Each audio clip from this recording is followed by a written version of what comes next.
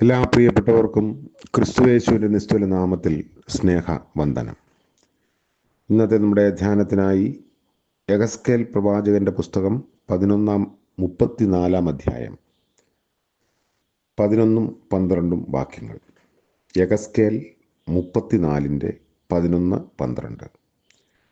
യഹോവയായ കർത്താവ് ഇപ്രകാരം അരുളി ചെയ്യുന്നു: ഞാൻ തന്നെ എൻ്റെ ആടുകളെ തിരഞ്ഞ് നോക്കും. ഒരു ഇടയൻ ചിതറിപ്പോയിരിക്കുന്ന തൻ്റെ ആടുകളുടെ ഇടയിൽ ഇരിക്കുന്ന നാളിൽ തൻ്റെ ആട്ടിൻകൂട്ടത്തെ അന്വേഷിക്കുന്നത് പോലെ ഞാൻ എൻ്റെ ആടുകളെ അന്വേഷിച്ചു.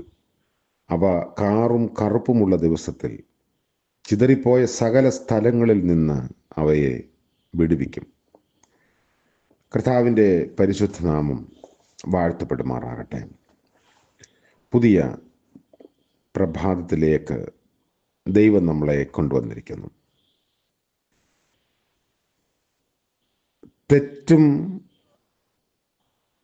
പാപവും ചെയ്ത മനുഷ്യരെ സങ്കേത നഗരങ്ങളിൽ പാർപ്പിക്കാൻ ആലോചന നൽകുന്ന ദൈവത്തെയാണ് നമ്മൾ കഴിഞ്ഞ ചിന്തയിൽ പങ്കുവച്ചത്.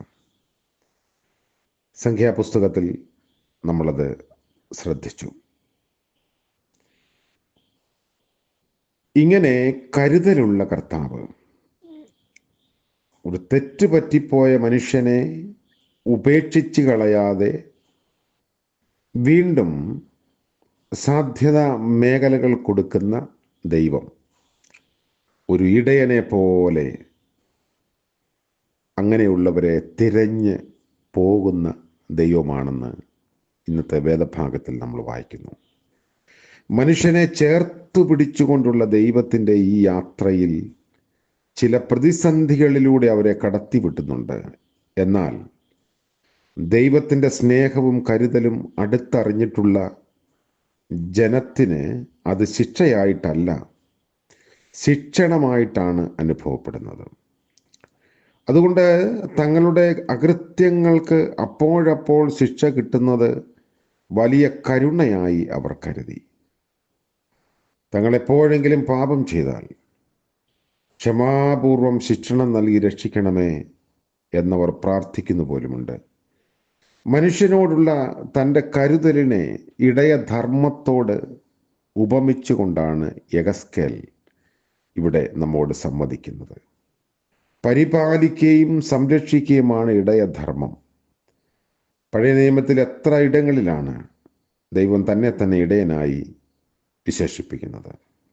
ഞാൻ തന്നെ എൻ്റെ ആടുകളെ മേയ്ക്കും, ഞാൻ അവയ്ക്ക് വിശ്രമ സ്ഥലം നൽകും, നഷ്ടപ്പെട്ടതിനെ അന്വേഷിക്കും, വഴി തെറ്റിപ്പോയതിനെ തിരികെ കൊണ്ടുവരും.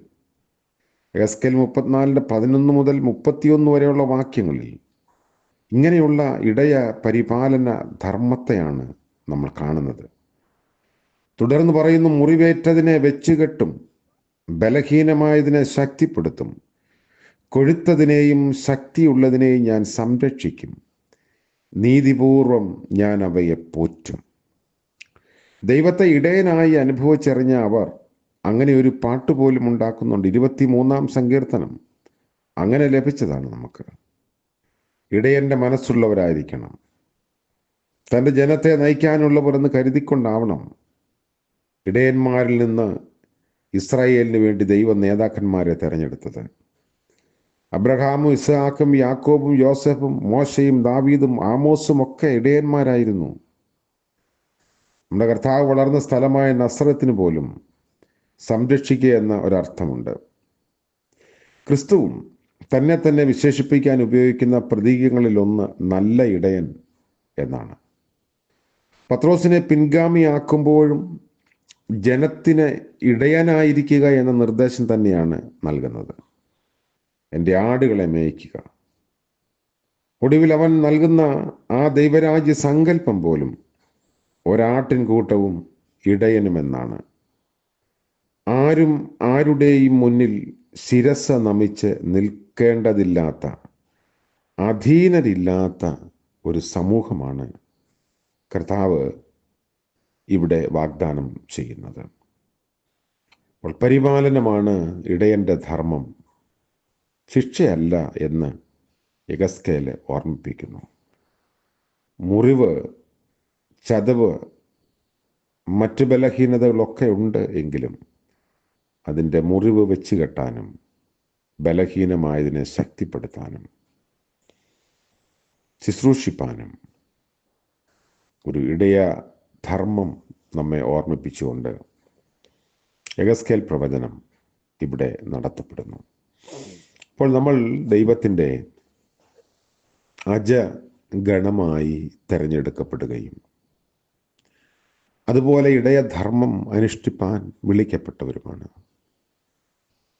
നമ്മോടുള്ള കർത്താവിൻ്റെ കരുതൽ എത്ര ആഴമാണ്.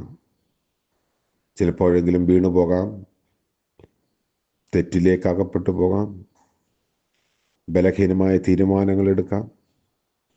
എങ്കിലും സങ്കേത നഗരങ്ങളിൽ പാർപ്പിക്കുകയും ഒരു ഇടയനെ പോലെ നമ്മെ തിരഞ്ഞ് വരികയും ചെയ്യുന്ന കർത്താവ് ഇന്നത്തെ പകൽക്കാലം നമ്മെ തൻ്റെ അത്ഭുതമാർന്ന കരങ്ങളാൽ വഴി നടത്തട്ടെ.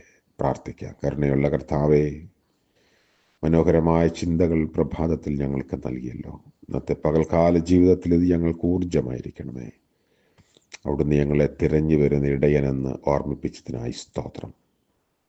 ഞങ്ങളുടെ ബലഹീനതകളിൽ താങ്ങാൻ അങ്ങയുടെ കനിവിൻ്റെ കരമുണ്ടല്ലോ. ഇന്ന് പ്രഭാതം മുതൽ പ്രദോഷം വരെയും ഞങ്ങൾ പൂർണ്ണമായും അങ്ങയുടെ കരുണയിൽ ആശ്രയിക്കുന്നു. ഞങ്ങളെ കാത്ത് വഴി നടത്തണമേ.